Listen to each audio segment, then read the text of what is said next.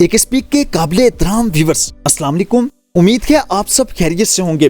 दोस्तों, आज हम आपको बताएंगे दुनिया के अजीबो गरीब फैक्ट्स के बारे में, जिनको सुनकर आप हैरान परेशान रह जाएंगे।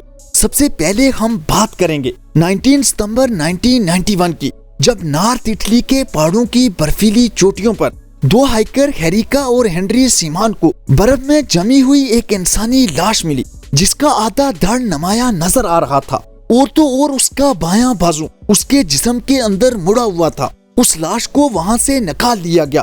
बाद में तज्जिये के बाद ये पता चला कि ये एक ऐसे शख्स की लाश थी जिसकी उम्र 40 साल के लगभग थी।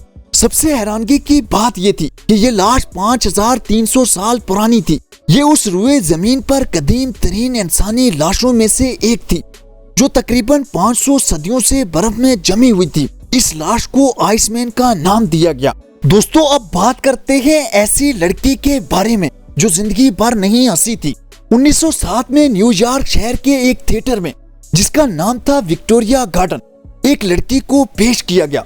उसका स्टेज नेम था सोबर सोई था। ये लड़की कभी नहीं हंसी थी। थिएटर के प्रोड्यूसर ने उस शख्स को $1000 देने का ऐलान किया जो अपने फन से सोबर सोई को हंसा सके।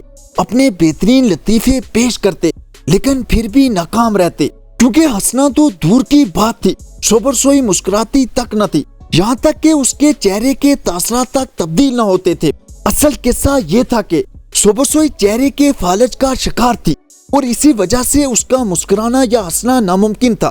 थिएटर के मैनेजर को सोबर सोई की इस बीमारी का पता था, इसलिए $20 रोजाना देकर वो उसे स्टेज पर ले आता था और खूब पैसे कमाता। बाद में जब ये सारी हकीकत खुली तो बड़े बड़े कॉमेडियन और शायकीन ने उसे काफी तनकीद का निशाना बनाया।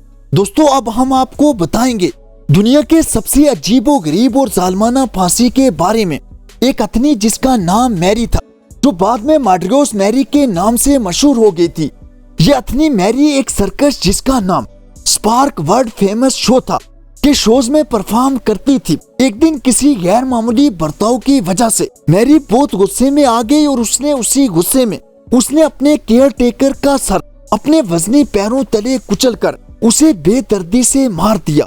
उसके बाद 1916 में अमेरिकन सिटी टेनेसी के किंग्सफोर्ड पर एलिफेंट मैरी को एक बड़ी क्रेन के जरिए 2000 से भी ज्यादा लोगों के सामने फांसी पर लटकाकर उसके जुर्म की पादाश में मार दिया गया था। कोई भी ये न समझ सका कि जानवर तो जानवर होते हैं, उनमें हमारी तरह सोचने की सलाहियत नहीं होती। हाँ, अनजाने में या गुस्से में वो सिर्फ रद्द अमल देते हैं, मगर तब जानवरों को भी उनके जुर्म की सजा इंसानों की तरह दी जाती थी। इस कहानी के आगे बढ़ने से पहले अगर आपने अभी तक यह हमारी वीडियो लाइक नहीं की तो कर दें। न्यू आने वाले नाजरीन एक स्पीक को सब्सक्राइब कर दें और बेल आइकन पर जरूर क्लिक करें। यह आपका हमारे लिए सबसे बेहतरीन तोहफा होगा। अब बात करते हैं प्रिंस रेडियन के बारे में, जो साउथ अमेरिकन कंट्री में गयाना में 12 अक्टूबर 1871 में पैदा हुआ था। उसका असल नाम कभी मालूम ना हो सका था, लेकिन लोग उसे द स्नेक मैन या पिलो मैन और तो और ह्यूमन कैटरपिलर तक के नामों से पुकारते थे। असल में इंडियन को टिट्रा एमिलिया सिंड्रोम था, जिसकी वजह से वो बगैर पाँव और बाजू के पैदा हुआ था। ये बाद में एक साइड शो परफॉर्मर बन गया, जिसकी मखसूस परफॉर्मेंस में मुंह के जरिए सिरगट फेरना और जलाना और मुंह से ही पेंसिल पकड़कर लिखना था। और तो और 1932 में आई एक फिल्म जिसका नाम फ्रेक्स था, में एंड्रियन ने अपने सिरगट वाले करतब का मुजाहरा भी किया था।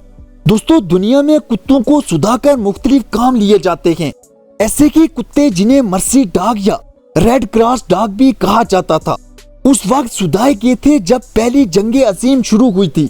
ये कुत्ते पैरामेडिकल किरदार अदा करते थे और जख्मी फौजियों को तलाश करके उनको फर्स्ट एड का सामान पहुंचाते थे, जो उनकी पीठ पर बांधा होता था। इनको रेड क्रॉस नेशनल की जानिब से तरबियत दी गई थी। आज के लिए इतना ही। दोस्तों, उम्मीद है आपको हमारी ये मालूमाती वीडियो पसंद आई होगी। कमेंट सेक्शन में ये जरूर बताइएगा आपको ये हमारी कहानी कैसी लगी। आखिर तक हमारा साथ देने का बहुत शुक्रिया।